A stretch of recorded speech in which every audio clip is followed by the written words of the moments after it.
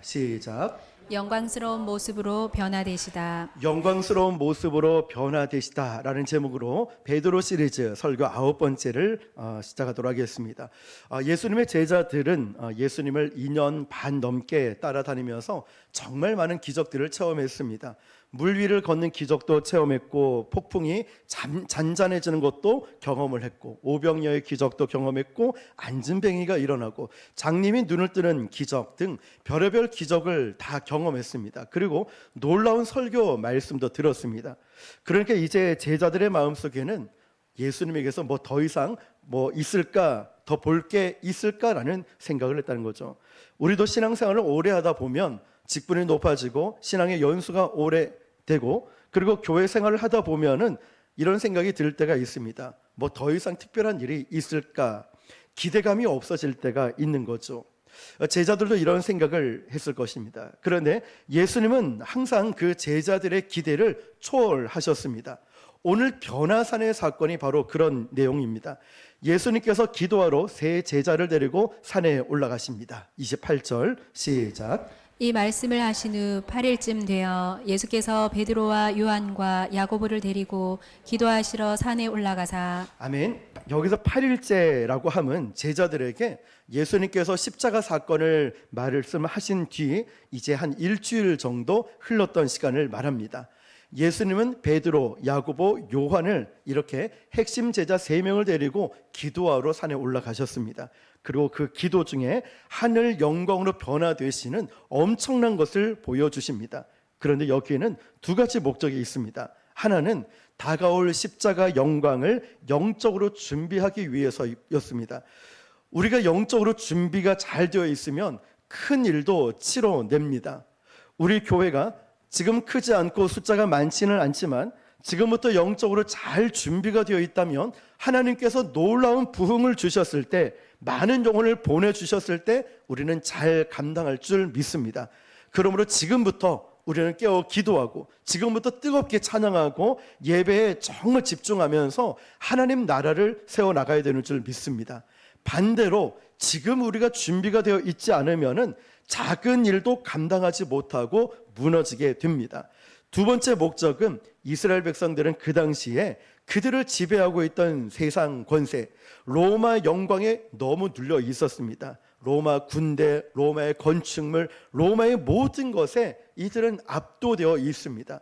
그들은 분명 예수님을 믿고 따르고 있음에도 불구하고 세상에 압도되어서 세상의 눈치를 보면서 그렇게 살아왔다는 거죠. 그래서 그들에게 예수님께서는 로마의 권세와도 비교할 수 없는 천국 영광을 미리 맛보게 해 주셨습니다. 혹시나 세상의 권세, 세상의 어떤 일로 기죽어 있는 분이 계시다면 오늘 이 예배를 통하여 하나님의 놀라운 임재와 영광을 체험하시길 축복합니다. 두 번째로 기도 중에 예수님의 얼굴과 옷이 변화가 되었는데요. 29절입니다. 시작. 기도하실 때에 용모가 변화되고 그 옷이 휘어져 광채가 나더라. 아멘. 마태복음에 보면 더 자세하게 이렇게 설명합니다. 마태복음 17장 2절 시작. 그들 앞에서 변형되사 그 얼굴이 해같이 빛나며 옷이 빛과 같이 휘어졌더라. 아멘. 얼굴뿐만 아니라 옷까지 휘어졌다는 거죠. 마가복음에 보면 이 세상 그 어떤 사람이 빨래를 하는 것보다 너무너무 휘어졌다고 합니다. 그것은 인간이 만든 빛이 아니기 때문이죠. 천국의 빛이었습니다. 하나님의 영광의 빛이었는데 예수님의 얼굴 모습이 변하였다. 이 부분에서 원어 동사의 의미를 찾아보니까 그냥 예수님의 겉모습만 바뀐 것이 아니라 본질상의 변화를 의미하고 있습니다. 천국의 영광을 입으신 예수님의 모습을 우리가 영적으로 바라봐야 되는 줄 믿습니다. 여러분, 사는 게 힘들고 지치고 어려울 때일수록 우리는 영광의 주님의 임재를 체험하는 것이 중요합니다. 그래야 세상 앞에서 우리가 두려워 떨지 않기 때문입니다. 사람은요, 자기가 가장 많이 보는 대상을 닮아가기 마련입니다. 그래서 그 한 부부가 20년을 같이 살고 나면 어쩔 수 없이 서로가 닮아가는 것을 봅니다.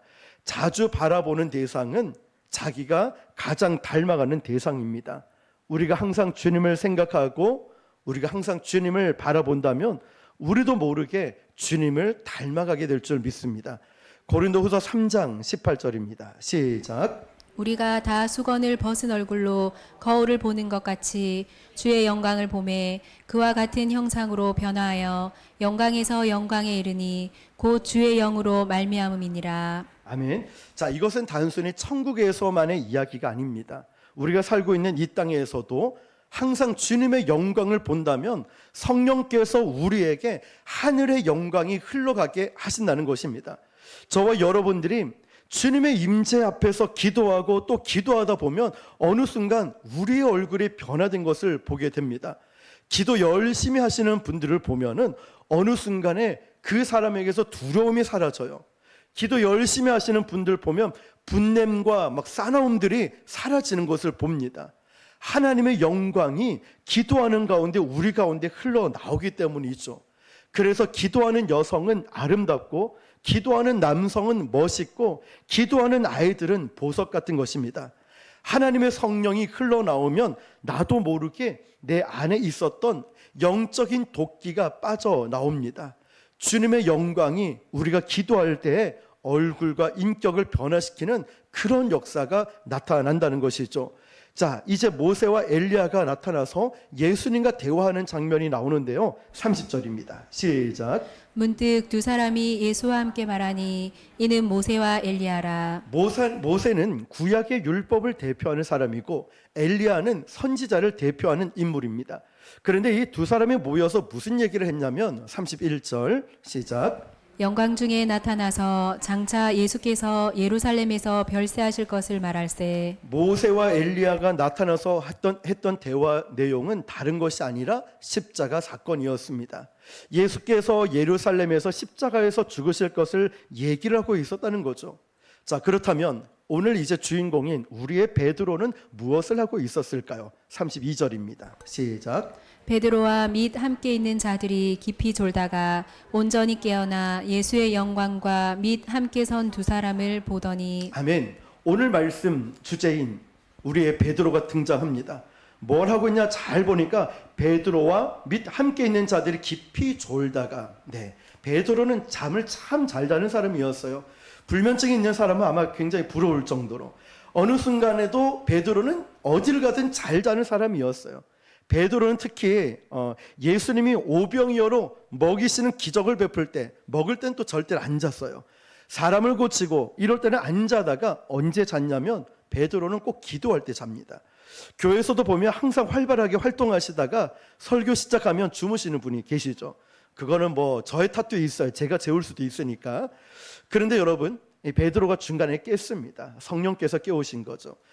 베드로가 눈을 떠서 보니까 찬란한 영광에 압도되었습니다. 지금까지 알고 있던 예수님과는 전혀 달랐다는 거예요. 육체적 예수님이 아니라 영광의 주님을 보게 된 거죠. 여러분, 우리도 이걸 봐야 됩니다. 육체적인 주님의 모습을 보는 것이 아니라 영적인 주님을 봐야 되는 줄 믿습니다. 베드로가 얼마나 놀란지 모릅니다. 주님의 영광 앞에서도 너무 놀랬지만 그 옆에 누가 있었냐면 모세와 엘리야가 있었다는 거예요. 그 당시 유대인들에게 성경 속에 나오는 전설과 또 같은 모세가 떡 서 있고 엘리야가 딱 서 있는 거예요. 이건 마치 우리나라 식으로 표현하면 내 옆에는 세종대왕이 있고 내 왼쪽에는 이순신 장군이 서 있는 것 같은 거예요. 그러니까 그 베드로는 가슴이 막 쿵쾅쿵쾅 뛰었을 거예요. 설레이고, 이야, 그 전설적인 모세, 그 전설적인 엘리야를 내가 눈앞으로 보고 있다니, 이렇게 감격에 빠져 있는데 지금 베드로는 이 상황이 어떤 거냐면 이제 대화가 다 끝나고 모세와 엘리야는 등을 돌려서 천국으로 돌아가려던 그 참이었습니다. 그 순간 정말 우리의 베드로는 기대를 어기지 않는 늘 한결같은 사람이었어요. 자다가 봉창 두드리는 소리를 이렇게 합니다. 33절 시작. 두 사람이 떠날 때에 베드로가 예수께 여짜오되 주여 우리가 여기 있는 것이 좋사오니 우리가 초막셋을 짓되 하나는 주를 위하여 하나는 모세를 위하여 하나는 엘리야를 위하여 하사이다 하되 자기가 하는 말을 자기도 알지 못하더라. 마지막 부분 웃기죠, 여러분? 자기가 하는 말을 자기가 알지 못해요. 왜 몰랐을까요? 자다가 깨어나서 횡설수설하고 있는 거예요. 그런데 동기는 좋았습니다. 이 초막을 이 당시에는 나뭇가지와 풀로 엮어가지고 만든 오두막 같은 거예요. 그런데 나그네들이 밤이슬을 피하려고 잠시 쉴 수 있는 텐트 같은 이런 임시 처소 같은 것입니다. 그런데 동기는 좋았지만 영적 포인트가 전혀 맞지 않았다는 거죠. 그렇다면 베드로가 왜 이런 자기가 하는 말을 자기도 알지 못하는 엉뚱한 헛소리를 하게 되었을까요? 잠을 이기지 못하다가 졸다가 깼기 때문이죠. 어떤 목사님이 예배 중에 예배를 진행을 하다가 이제 대표 기도를 장로님이 하셨습니다. 그런데 이 장로님이 대표 기도를 너무 오래 하시는 거예요. 목사님이 뒤에서 아멘 아멘 이러다가 입신이 들어간 거예요. 잠이 든 거예요. 그래서 기도가 끝났는데 목사님이 나오지 않으니까 성도들이 웅성웅성 거리는 거예요. 그제서야 목사님이 잠이 깨서 강대상에 서서 설교하실 찰나에 축도를 해버린 거죠. 자, 여러분, 베드로가 처음부터 잠을 자지 않았더라면 예수님과 모세와 엘리야의 대화를 분명히 알아들었을 거예요. 십자가 사건의 이야기들을 알았을 것입니다. 그런데 이 모든 영적인 맥락을 자다가 깬 베드로는 잠이 덜 깬 상태에서 횡설수설하는 거예요. 이해를 하지 못하는 거예요. 그러니까 자기가 말해놓고 무슨 말하는지 모르는 헛소리를 하게 된 거죠. 왜 그랬을까요? 신앙의 잠을 잤기 때문에 그래요. 영적인 잠을 잤기 때문에. 깨워서 기도해야 될 때에 지금 우리 주님은 저와 여러분에게 말씀하시죠? 깨워서 기도해야 될 때라고. 기도해야 될 때에 베드로는 잠을 자니 동기는 좋았을지 몰라도 영적인 흐름에는 전혀 맞지 않았다는 것입니다. 베드로는요, 조금 후에 보면 겟세마네 동산에서도 기도할 때 또 자다가 대형 사고를 칩니다. 기도할 때 영적인 잠을 자는 사람은 상황이 닥치면 판단이 흐려집니다. 기억하십시오. 그래서 우리가 기도하지 않으면, 영적으로 깨어있지 않으면은 우리가 선한 동기라 할지라도 흐름이 맞지 않아요. 영적 흐름이. 판단력이 흐려집니다. 이때는 영적인 일은 영적으로 반응하고 영적으로 풀어가고 영적으로 해결해야 되는데 육적으로 반응해요. 감정적으로 나가게 돼요. 그래서 마귀는 지난번 말씀드렸듯이 교회 일 열심히 해. 그래, 이것도 열심히 해. 저것도 열심히 해. 그렇지만 기도만 하지 마 라고 유혹을 하는 거죠. 알아서 시험 들고 알아서 낙심하니까. 우리는 이걸 알았잖아요. 하나님이 우리에게 알려주셨잖아요. 그러면 이제는 더 기도해야 되는 거예요. 이제 우리 이걸 알았으니까 모일 때마다 기도하고, 우리가 어떻게든 새벽 기도든 저녁에 중보 기도든 모일 때마다 기도하기에 힘을 써야 되는 거예요. 기도하지 않으면 어떤 결과가 나에게, 우리에게 있을 걸 말씀해 주셨으니 이제 깨어 기도하는 거죠. 자, 베드로가 그 헛소리를 하는 중간에 하나님의 구름이 와서 이들을 덮었습니다. 34절 시작. 이 말할 즈음에 구름이 와서 그들을 덮는지라. 구름 속으로 들어갈 때에 그들이 무서워하더니. 하나님의 음성이 제자들을 압도했습니다. 하나님의 임재가 있으면 감히 인간의 소리는 내지 못합니다. 제자들은 납작 엎드렸어요. 중요한 사실은 이 구름 가운데 하나님의 음성이 들렸다는 것입니다. 35절입니다. 시작. 구름 속에서 소리가 나서 이르되 이는 나의 아들 곧 택함을 받은 자니 너희는 그의 말을 들으라 하고. 아멘. 마태복음에 보면 이는 내 사랑하는 아들이요 내 기뻐하는 자라고 말씀하고 있어요. 어디서 많이 들어본 말씀이죠?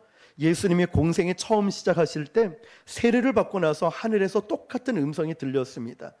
이제 십자가를 지시기 전에 왜 똑같은 말씀을 성부 하나님께서 성자 예수님에게 말씀하셨을까요?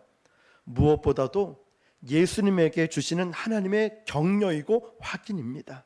세상은 너를 채찍질하고 너를 십자가에 못 박고 너의 제자들도 아직 너를 믿지 못할지라도 하나님은 예수님에게 내가 사랑하는 아들이고 내가 기뻐하는 자다, 강하고 담대하라고 말씀하시는 것입니다. 사랑하는 성도 여러분, 우리도 이 땅을 살아갈 때 사람들이 나를 알아주지 못할 때 있어요. 내가 이렇게 열심히 봉사하고 헌신했는데 왜 알아주지 않는 거야? 나는 이렇게 주를 위해서 살아가는데 왜 내가 이런 말을 들어야 돼? 억울할 때가 있어요. 여러분, 그럴 때마다 사람의 말에 귀 기울이지 마시고 하나님의 음성을 들어야 되는 줄 믿습니다. 세상은 우리에게 억울하게 하고 여러분에게 상처를 주고 심지어는 욕을 할지도 몰라요. 그렇더라도 흔들리지 말고 하나님의 음성을 들으시기 바랍니다. 제가 봤을 때도 여러분이 너무 사랑스럽고 귀한데 우리 하나님께서 여러분을 보실 때는 얼마나 기뻐하시겠습니까? 특히 이 말씀은요, 지켜보고 있는 제자들, 우리 성도들에게 주시는 하나님의 확인입니다. 봐라, 예수님을 바라보며 내 아들이다, 나의 분신이다, 내 자신이고 내 사랑하는 아들이다. 그렇지만 너의 죄를 용서하기 위해서 이 아들을 내가 십자가에 죽이려고 한다. 이것이 너희를 향한 나의 사랑의 실체라고 하나님은 보여주시고 말씀해 주시는 겁니다. 여러분, 성부 하나님께서 이렇게 확인해 주시는데 더 이상 무슨 증거가 필요하겠습니까? 요한일서 5장 9절입니다. 시작. 만일 우리가 사람들의 증언을 받을진대 하나님의 증거는 더욱 크도다. 하나님의 증거는 이것이니 그의 아들에 대하여 증언하신 것이니라. 아멘. 성경 66권 전부가 예수 그리스도에 대해서 증언하고 있습니다. 그러니까 너희는 그의 말을 들어라. 딴 사람 말 듣지 말고 그의 말을 들으라고 말씀하는 거예요. 그런데 이 부분에서 현재 진행형 동사를 쓰고 있어요. 들으라, 들어라. 현재 진행형 동사라는 거예요. 이게 무슨 뜻이냐면 한 번만 듣지 말고 듣고 또 듣고 듣고 또 듣고 계속 들으라는 말씀이에요. 우리가 예수님의 말씀을 듣는 일에 내 인생의 최우선순위를 두라는 것입니다. 이것이 우리를 향한 하나님의 뜻인 줄 믿습니다. 그러므로 우리는 어떤 사람의 말보다 주님의 음성을 듣는데 몸부림을 쳐야 됩니다. 몸부림. 왜 제가 몸부림 쳐야 되냐고 말씀드리냐면은 죄로 물든 이 세상은요, 세상 소리 듣는 건 너무나 쉽습니다. 핸드폰에서 조금만 켜면 터치만 하면 유튜브 영상이 세상 소리가 얼마나 전 세계의 일들이 나오지 않습니까? 넷플릭스만 켜도 아니면 네이버만 열기만 해도 세상 뉴스들이 얼마나 많습니까? 그러나 여러분, 우리가 예수님의 음성을 들으려면은 이걸 꺼야 된다는 거예요. 시간을 내서 하나님 앞에 침묵해야 된다는 것이죠. 그래서 여러분, 저도 마찬가지로 아침에 좀 깨서 일어났을 때 핸드폰 보면서 뉴스나 다른 거 보지 말고 우리가 그 시간에 주님을 찬양하고 주님께 기도하는 건 뭐 10분, 20분, 몇 시간 하는 것이 아니라 10초라도 한번 실천해 보십시오. 밤에 잠자리에 들기 전에 마지막 순간 눈꺼풀이 내려앉을 때까지 인터넷 기사 보면서 이러지 말고 그 마지막 정신이 있을 때 기도하는 시간을 10초라도 한번 가져보면 어떨까요?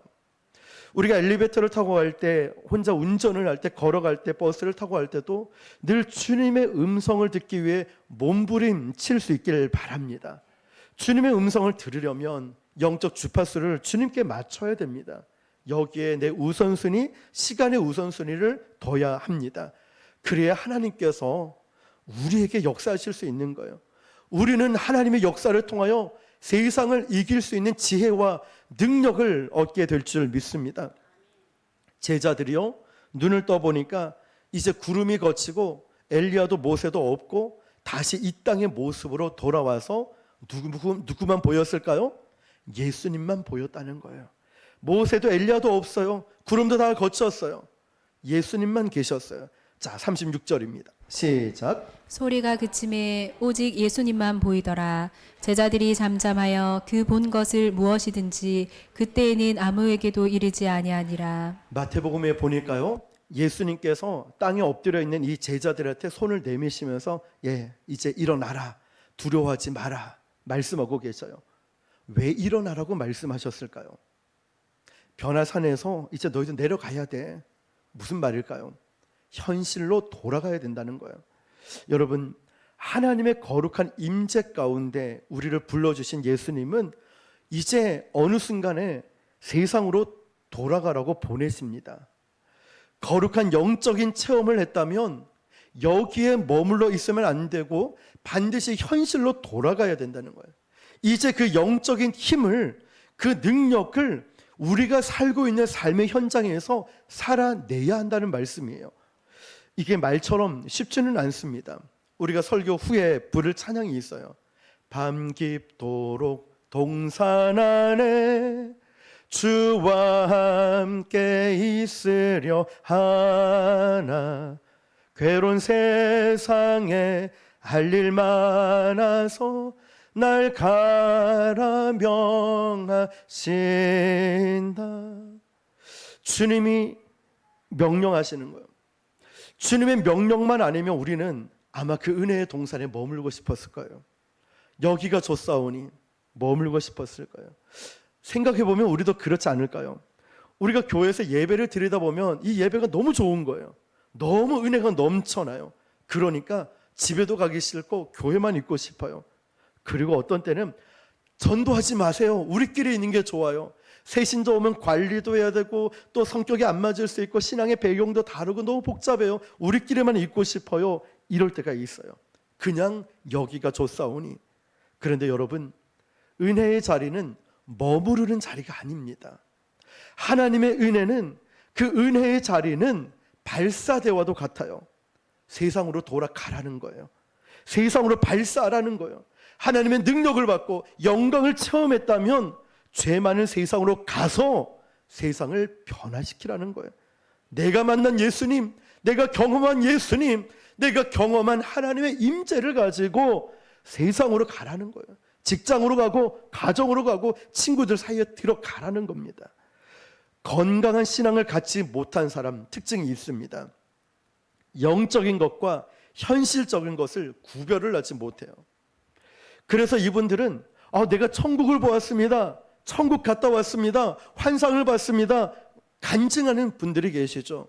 여러분, 중요한 건 이거예요. 그분들의 말하는 내용을 보지 말고 그분들의 삶을 한번 보십시오. 말하는 내용이 아니라 삶을 한번 보시라고요.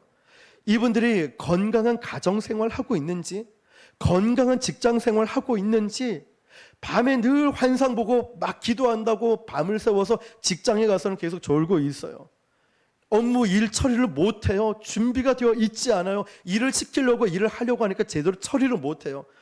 왜 일을 똑바로 못합니까? 그러면 내가 밤새도록 기도하고 환상 본다고. 이건 가짜예요. 이건 아니라는 거예요. 변화산에서 내려온 주님과 제자들이 기다리고 있는 현실은 무엇이었냐면 그 다음 본문을 보면 귀신 들린 아이가 나옵니다. 굉장히 힘든 현실이 그들을 기다리고 있는 거예요. 베드로, 요한, 야고보는 정신을 번쩍 들었습니다. 분명히 충만한 은혜를 받고 하나님의 임재를 경험하며 놀라운 역사를 경험했는데 이제 그들의 현장은 너무나 치열한 영적 전쟁의 현장으로 내려오게 됩니다. 여러분, 이게 우리의 현실이에요. 기억하십시오. 오늘 우리가 은혜 충만 하나님을 만나고 은혜를 받았죠. 가정으로, 직장으로, 친구들 사이에 들어가면 치열한 영적 전쟁터에 들어가요. 얼마나 많은 유혹이 있는지 몰라요. 얼마나 우리를 비아냥거리고 무시하고 힘들게 만드는지 몰라요. 은혜의 자리에 머무르고 싶은 마음 있겠지만 뿌리치고 현실로 와야 됩니다. 왜냐하면 현실이 그만큼 썩었기 때문에, 현실이 그만큼 어렵기 때문에 우리가 소금이 되어야 돼요. 빛이 되어야 돼요. 현실이 어렵기 때문에 우리가 필요한 거예요. 교회가 필요한 겁니다.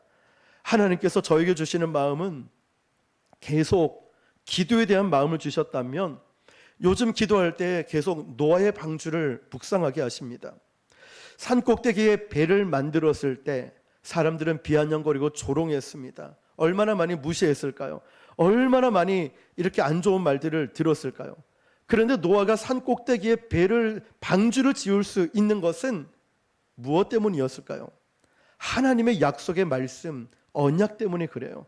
그렇기 때문에 그가 어떠한 말을 들어도 그 자리를 지키고, 자기가 생각해도 이건 말이 안 맞아, 이걸 배를 산 꼭대기에 짓는 사람이 어디 있어? 이런 의심이 들 수 있겠죠. 그렇지만 그걸 뛰어넘어서 꿋꿋하게 배를 만들지 않습니까?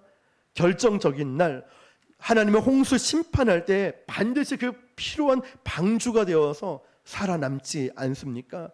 하나님은 저에게 주신 마음이 이거예요. 우리 교회가 그러한 교회가 될 것이라고. 지금은 어려움을 겪고 세상인 규모와 숫자와 크기를 바라보지만 하나님은 중심을 보시는 하나님. 하나님은 우리의 영적인 상태가 자라나길 원하시고 영적인 그릇이 만들어지길 원하는 하나님. 그걸 준비하라고 말씀하는 거예요. 방주를 준비하라는 거예요. 기도의 영성과 말씀의 깊이와 뜨거운 찬양과 또 세상의 본이 될 수 있는 우리 성도들의 영적인 것을 만들어 가라는 거예요. 지금 만들지 않으면 나중에는 안 되니까 우리가 뜨겁게 예배의 자리를 지키다 보면, 뜨겁게 기도하다 보면 하나님께서 이 노아 방주처럼 사용하실 것이다 라는 확신을 저에게 주셨습니다. 사랑하는 성도 여러분, 우리가 은혜의 자리에서 현실로 순종하고 내려올 때 거룩한 주님의 능력이 우리를 통해 흘러날 것입니다. 예수님과 제자들이 밤새 그 산에 있었던 것 같아요. 그 사건 이후에 완전한 고요 속에 있었습니다. 세상은 시끄러운데 하나님의 임재가 있었던 그곳은 거룩한 고요가 있었습니다. 영적으로 성숙해지고 영적으로 깊어지면 깊어질수록 그 사람의 말수가 줄어듭니다. 하나님을 만나는 곳에 인간의 소음이 줄어들고 성령을 체험을 한 사람, 제대로 체험한 사람은, 말씀을 제대로 읽고 있는 사람은 그 사람에게 깊은 묵상이 있고 세상적인 말을 하는 것이 아니라 하나님의 역사와 하나님의 일하심을 증언하게 됩니다. 36절을 보니까 제자들은 이 엄청난 것을 경험하고 나서 당분간 누구에게도 아무 말도 하지 않았다고 되어 있습니다. 저 같으면 동네방네 막 떠들고 다니고, 저 같으면 막 유튜브 촬영하면서 이랬습니다 저랬습니다 이럴 것 같은데, 진짜 하나님의 영광을 체험하고 났더니 정말 고요하게 하나님을 묵상하고 있어요. 제가 부곡동에 있을 때 대리운전을 한번 했었습니다. 오래 하지는 않았고요. 한 며칠을 했었는데요. 그때 전기차가 처음 나왔는데 그 차를 처음 몰아보니 차 키를 어디에 꼽아야 되는지 시동이 걸렸는지 모르겠는 거예요. 너무 조용해서 혼났습니다. 아저씨 그 시동 걸려 있습니다. 제가 계속 눌렀거든요. 아, 그렇구나. 차도 좋은 차일수록 엔진이 켜졌는지 꺼졌는지 모를 정도로 조용하듯이 우리가 주님을 진짜 만나고 경험했다면 나의 신앙이 이렇게 겸손하지 않을까라는 거 말이죠. 지난 금요일에 나누었던 책 제목을 한 번 더 말씀드리면, 예수님 이름 앞에 잊혀지기 위해 살다라는 선교사님, 자기 이름은 온데간데 없어요. 그저 예수님 이름 앞에 나는 잊혀지기로 작정하고 살아갔다는 거죠. 교회는 은혜 받는 곳입니다. 교회는 주님의 영광을 체험하는 곳입니다. 그래서 우리가 해야 될 일이 뭘까요? 교회는 주님의 영광을 체험하는 곳이니까 하나님의 영광을 체험할 수 있도록 주력해야 되는 줄 믿습니다. 그러니까 자꾸 인간적인 이야기를 하면 안 된다는 거죠. 마귀는요, 교회를 인간적인 이야기들로 계속 자꾸 집어넣어서 타락하게 만들어요. 영적인 일은 영적으로 풀어가야 되는데 자꾸만 교회 안에 인간적인 세상적인 이야기들을 하게 만들어서 타락하게, 변질하게 만듭니다.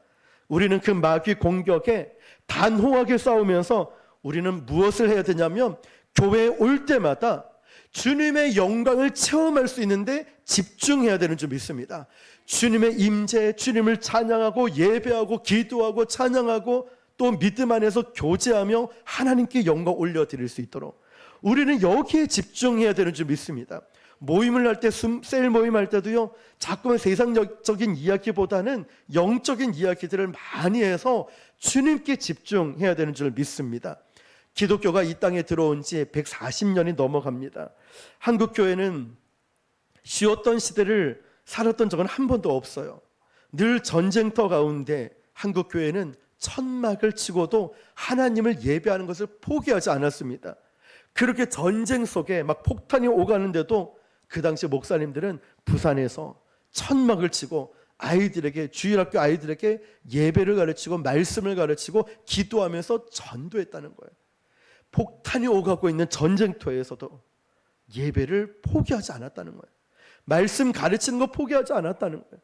기도하고 전도하는 것 포기하지 않았어요. 이 전쟁만 그치면 예배하자, 이 문제만 해결되면 무엇을 하자 그러지 않았다는 거예요.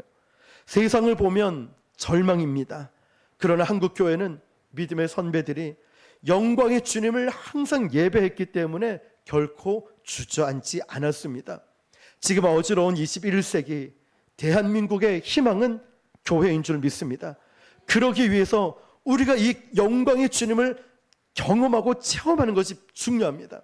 그러고 나서 우리는 세상에 나가서 살아내야 됩니다. 나를 통해 일하신 예수님, 나를 통해 역사하시는 주님을 살아내고 증거해야 되는 줄 믿습니다. 그래서 우리는 기억하십시오.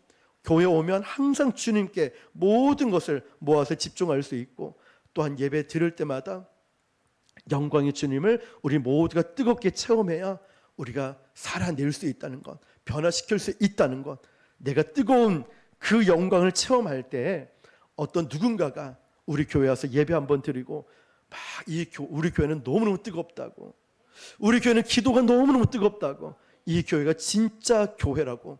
저는 처음 이곳에 이전하고 나서 전도할 때 이런 말을 참 많이 들었습니다. 목사님 교회는 안 됩니다. 네? 무슨 말이세요? 저기도 큰 교회, 저쪽에도 큰 교회, 저쪽에도 큰 교회에 있어서 목사님 교회는 안 됩니다. 지금은 뭐라 하는지 아십니까? 목사님 교회가 진짜 교회 같습니다. 많은 분들이 그런 말씀해요. 그분들이 교회는 안 오시지만 목사님 교회는 진짜 교회 같습니다. 심지어는 1층 팀장도 그럽니다. 심지어는 옆에 가까운 곳에서도 그런 얘기를 하고, 이제는 구서초등학교 근처 가죠. 그분들이 그런 얘기하고, 다른 교회 다니는 권사님 집사님들이 그런 말을 합니다. 우리가 생각하기에는 건물이 있어야지, 돈이 많아야지, 숫자가 많아야지 라고 하지만 주님은 그게 아니었어요. 우리의 중심을 보시거든요. 우리의 믿음을 보시거든요. 우리의 순종을 보시거든요. 진짜 교회를, 우리 교회를 만들어 가시면서 나중에 우리가 잘 준비되면, 우리 그릇이 잘 준비되면 하나님은 이 내용물을 다 채워주실 거예요. 그때마다 이 말씀을 잊지 마십시오.